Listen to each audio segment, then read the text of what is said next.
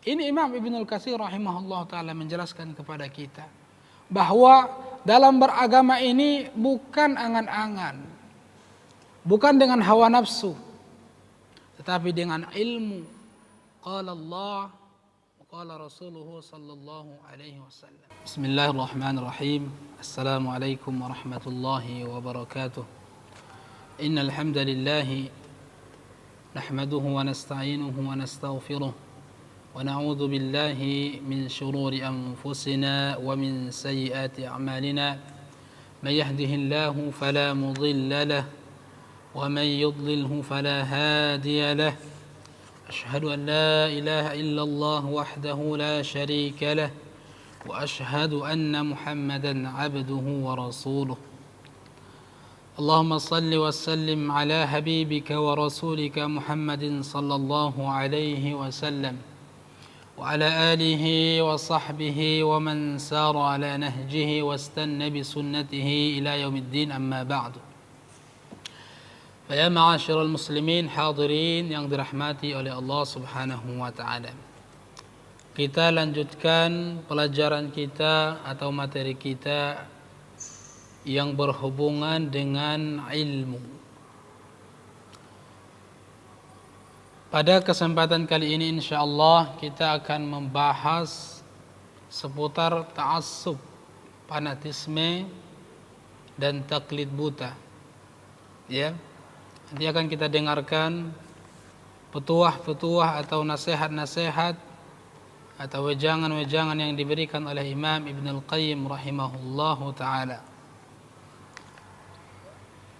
Sebagaimana yang sudah kita jelaskan minggu kemarin atau minggu-minggu kemarin bahwa para sahabat Nabi alaihi salatu wassalam, kemudian tabi'in, ulama-ulama tabi'in, ulama-ulama atba'ut tabi'in, bagaimana mereka antusias dalam mengikuti sunnah Nabi alaihi salatu wassalam, sehingga mereka dalam mengambil ilmu itu hanya berpatok pada dua sumber, yaitu Al-Quran dan sunnah Nabi alaihi salatu wassalam.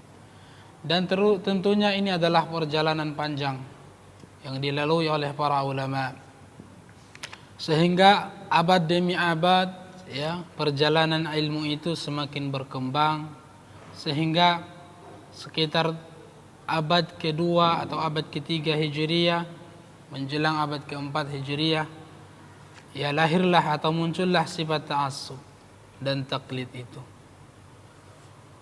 Dalam konteks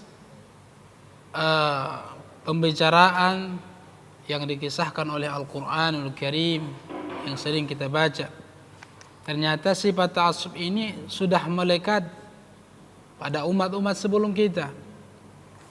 Umat Nabi Nuh alaihissalam, umat Nabi Musa, semua umat-umat ternyata ta'assub ini sudah melekat.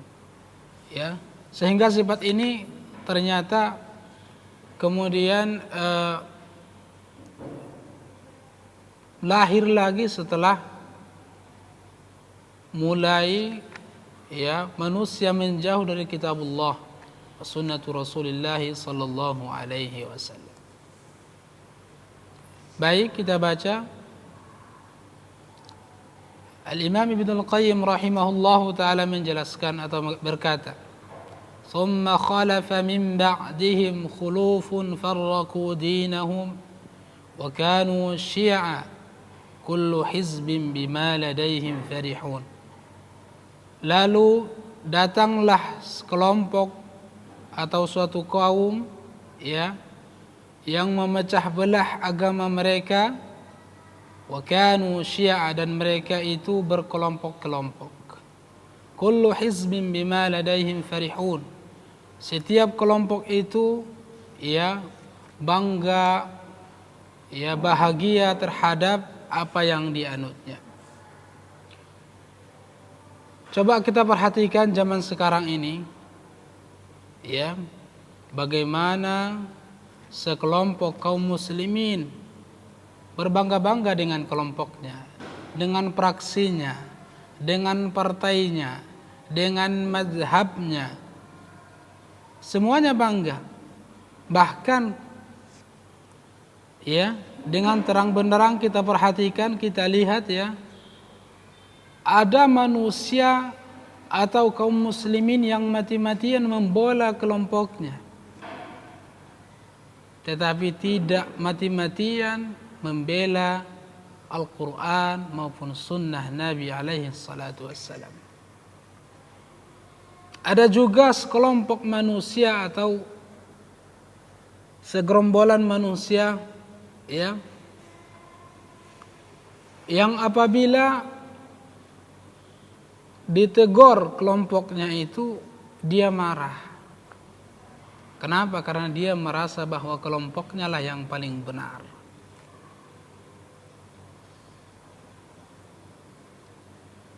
Dan ini adalah kaum-kaum khalaf. Ya. Kapan ini terjadi? Setelah manusia sudah mulai menjauh dari sunnatullah wa sunnatu Rasulillah sallallahu alaihi wasallam. Padahal pada zaman para sahabat Nabi, zaman tabi'in ini tidak ada. Ada mungkin, tetapi tidak sebanyak seperti yang kita lihat zaman sekarang ini.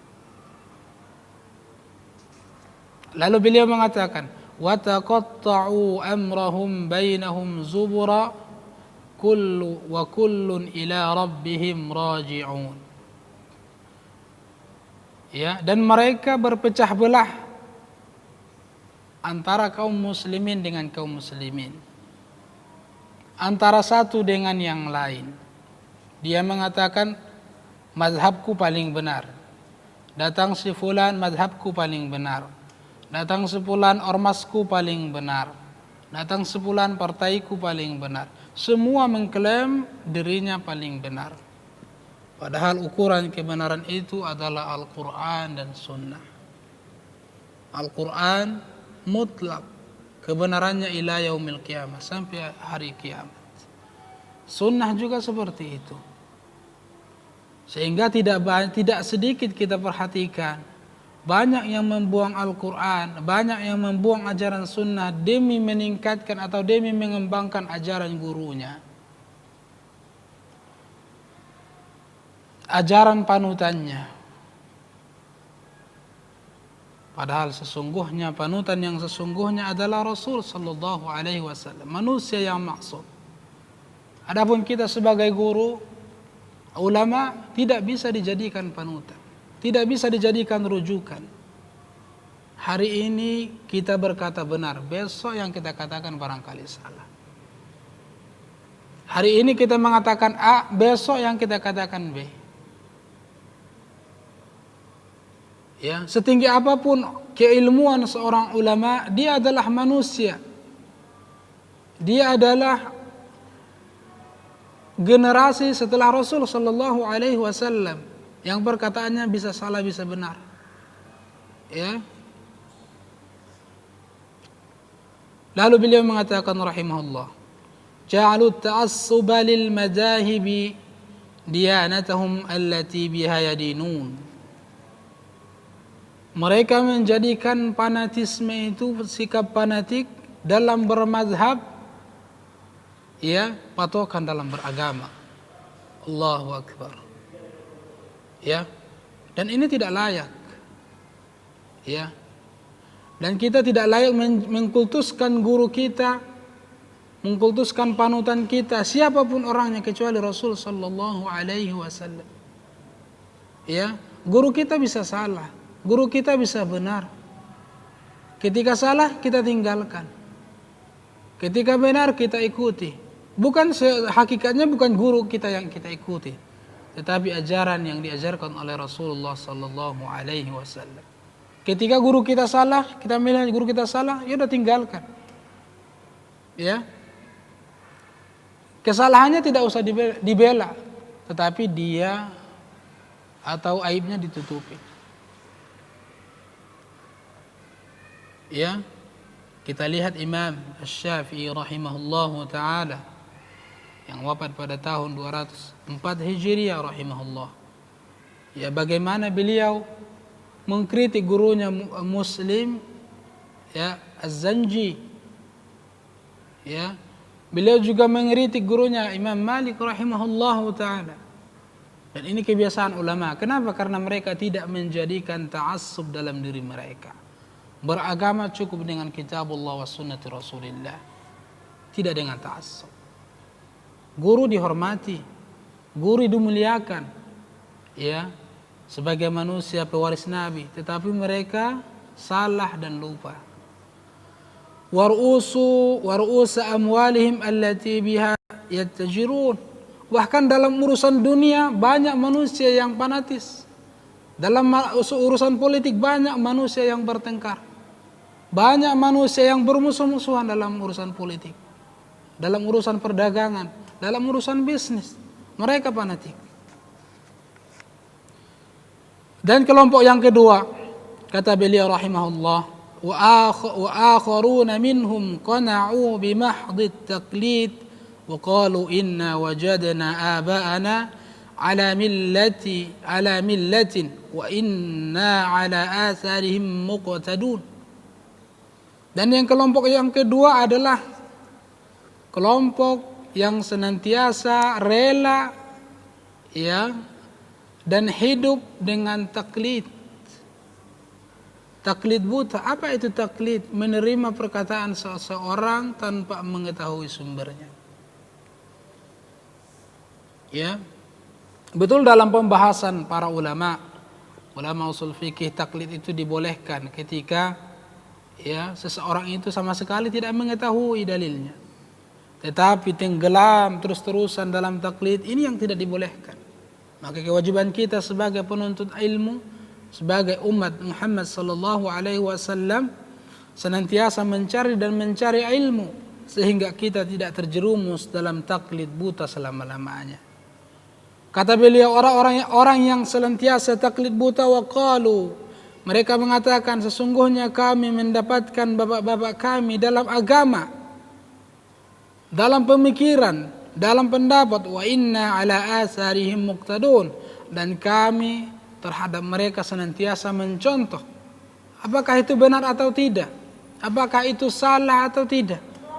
Tidak peduli. Yang penting bagaimana kami mengikuti bapak-bapak kami, mengikuti para ustadz kami, mengikuti para guru-guru kami. Kalau benar, alhamdulillah. Kalau salah, bagaimana kita mengikuti yang salah? Wal fariqan bima'zalin amma yanbaghi ittiba'uhu minas shawab. Dan dua kelompok ini, kelompok yang senantiasa fanatisme terhadap pendapat-pendapat yang tidak sesuai dengan Al-Quran, yang tidak sesuai dengan Sunnah, dan juga, ya, kelompok yang senantiasa hidup dalam taklid, tidak mau berubah, tidak mau menuntut ilmu, tidak mau menghadiri kajian, tidak mau belajar agama Allah subhanahu wa ta'ala. Bima'zalin amma yanbaghi ittiba'uh minas shawab. Adalah kelompok yang jauh dari kebenaran, yang jauh dari as-shawab, dari Al-Quran, dari Sunnah, ala fahmi salafi salih. Walisanul haqqi yatlu alaihim. Dan Al-Quran membantah mereka. Siapa yang membantah siapa? Membantah orang-orang yang senantiasa berpegang teguh dengan fanatisme, yang senantiasa hidup dengan taklid. Ya. Apa kata Allah subhanahu wa ta'ala? Laisa bi amaniyikum wala amaniyi ahlil kitab. Ya. Bukan angan-angan kalian dan bukan pula angan-angan ahli kitab. Artinya surga itu, pahala Allah Azza wa Jalla itu, keridhaan Allah Subhanahu wa ta'ala itu tidak didapatkan dengan angan-angan, tidak didapatkan dengan hawa nafsu, tidak didapatkan dengan fanatisme, tidak bisa didapatkan dengan taklid. Laisa bi amaniyikum wala amani ahli kitab. Kata Imam Ibnu Katsir rahimahullahu taala ketika mentafsirkan ayat ini beliau mengatakan wa innamal ibratu fi ta'atillahi wattiba'i ma sannahu rasuluhul kiram. Tetapi yang menjadi patokan, yang menjadi kunci adalah bagaimana mengikuti ketaatan kepada Allah Subhanahu wa taala berdasarkan Al-Qur'an, lalu kemudian mengikuti sunnah Nabi alaihi salatu wassalam. Ini Imam Ibnul Katsir rahimahullah taala menjelaskan kepada kita bahwa dalam beragama ini bukan angan-angan, bukan dengan hawa nafsu, tetapi dengan ilmu. Qala Allah wa qala Rasuluhu sallallahu alaihi wasallam. Allah berfirman, Rasul bersabda. Ya. Qala Asy-Syafi'i qaddasallahu ta'ala ruhahu ajma'al muslimuna ala anna man istabanat lahu sunnatu rasulillah sallallahu alaihi wasallam lam yakun lahu an yad'aha li qawli ahadin minan nas. Al-Imam Syafi'i rahimahullahu ta'ala ya memberikan penjelasan kepada kita bahwa seluruh kaum muslimin sepakat. Apa itu yang disepakati oleh kaum muslimin? Man istabanat lahu sunnatu Rasulillah, siapa yang mengetahui suatu hadis Nabi sallallahu alaihi wasallam, lam yakun lahu an yada'aha, tidak pantas baginya, tidak layak baginya, dan tidak boleh baginya meninggalkan sunnah Nabi itu, perkataan Nabi itu karena perkataan seseorang. Makanya dalam suatu perkataan yang masyhur dari Imam Syafi'i, ya, bahwa beliau mengatakan, "Idza shahhal haditsu fa huwa madhhabi." Apabila suatu hadis itu sahih, maka sesungguhnya itulah mazhabku. Ini memberikan indikasi kepada kita bahwa bermazhab itu tidak wajib. Bermazhab itu pada asalnya tidak ada. Hanya dibolehkan atau hanya dianjurkan bagi mereka yang sama sekali tidak paham agama Allah Subhanahu wa taala. Sehingga apabila dia tidak mengikuti mazhab, kemungkinan besar dia akan keliru dalam memahami agama Allah Subhanahu wa taala. Maka kalian para penuntut ilmu, kita para penuntut ilmu harus senantiasa meningkatkan ilmu, memahami sunnah Nabi sallallahu alaihi wasallam, mentadabburi Al-Qur'an. Maka tidak layak bagi kita meninggalkan hadis Nabi hanya karena perkataan guru kita, hanya karena perkataan syekh kita, hanya karena perkataan ulama kita, tidak layak. Qala Abu Umar wa ghairuhu minal ulama, dan ijma' yang kedua. Berkata Abu Umar Ibnu Abdul Bar, ulama dari kalangan Maliki, beliau mengatakan, ajma'an nasu ala anna al-muqallid laysa ma'dudan min ahli al-ilmi. Seluruh manusia bahwa muqallid itu bukan ahli ilmu, bukan ulama. Ya, jadi orang yang ikut-ikut dengan kiainya saja tanpa tahu dia arahnya kemana bukan ahli ilmu. Ya, adalah muqallid, hanya yang mengikuti saja. Dan apabila muqallid ini terus menerus ila yaumi an mat, sampai dia meninggal, ini tercela. Ya, tercela, dan dia tidak akan mendapatkan predikat sabda Nabi alaihi salatu wassalam, man yuridillahu bihi khaira yufaqihu fid din. Siapa yang diinginkan oleh Allah kebaikan, Allah pahamkan di agama. Ya, sedangkan muqallid tidak paham agama. Sedangkan muqallid sama sekali tidak paham hakikat ya syariat Allah Subhanahu wa taala. Dan ini menunjukkan bahwa dia akan kehilangan kebaikan. Maka antum dan semua kaum muslimin jika ingin mendapatkan kebaikan yang hakiki, hendaklah memperdalam ilmu, memperdalam agama Allah Subhanahu wa taala. Wa annal ilma ma'rifatul haqqi bidalili. Kata beliau rahimahullahu taala, dan sesungguhnya ilmu yang sesungguhnya adalah mengetahui kebenaran dengan dalilnya. Ya. Artinya bahwa kebenaran itu adalah apa yang berdasarkan dalil. Sedangkan kebatilan itu ya yang tidak didasari dengan dalil. Sehingga tidak benar kita mengatakan ini yang benar ya dan ini yang salah tanpa mengikuti dalil, baik itu dari Al-Qur'an maupun sunnah Nabi alaihi salatu wassalam. Pemirsa yang dirahmati oleh Allah Subhanahu wa taala. Lalu kita lihat bagaimana Al-Imam Ibnu Al-Qayyim rahimahullah taala membenarkan perkataan Imam Syafi'i, juga perkataan Imam Ibnu Abdul Barr rahimahullah taala. Ya.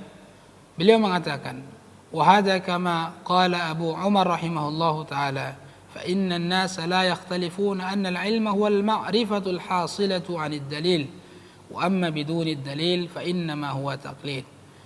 Sebagaimana yang dikatakan oleh Abu Umar, semoga Allah merahmatinya, sesungguhnya manusia tidak ada perbedaan. Ya, jadi ulama tidak ada perbedaan bahwa ilmu itu adalah pengetahuan yang dihasilkan dari suatu dalil. Ya. Wa amma biduni dalil fa inna ma huwa taqlid. Segala ilmu yang tanpa ada dasarnya dari Al-Qur'an maupun sunnah, maka itu adalah taklid. Taklid yang terus-menerus akan dicela oleh Allah Subhanahu wa taala. Ya. Ini adalah sekilas penjelasan Al-Imam Ibnu Al-Qayyim rahimahullahu taala berupa petuah-petuah dan nasihat-nasihat sekaligus ilmu bagi kita semua. Beliau mengingatkan kepada kita betapa pentingnya menuntut ilmu. Ya, betapa pentingnya memahami Al-Qur'an, memahami sunnah Nabi alaihi salatu wassalam. Maka jaga kesempatan yang diberikan oleh Allah kepada kita. Apa kesempatan itu? Diberikan kesempatan menghafal Al-Qur'an, diberikan kesempatan memahami sunnah Nabi alaihi salatu wassalam. Karena sesungguhnya orang yang senantiasa tenggelam dalam fanatisme, orang yang senantiasa tenggelam dalam dunia taklid, akan sirna darinya kebaikan yang dijanjikan oleh Nabi alaihi salatu wassalam. Baik, kita cukupkan sampai di sini ya. Bila ada pertanyaan mungkin bisa disampaikan lewat melalui kolom pesan YouTube ya, atau walas ya. Baik, kita tutup dengan doa kafaratul majlis. Subhanakallahumma wa bihamdik asyhadu an la ilaha illa anta astaghfiruka wa atubu ilaik. Assalamualaikum warahmatullahi wabarakatuh.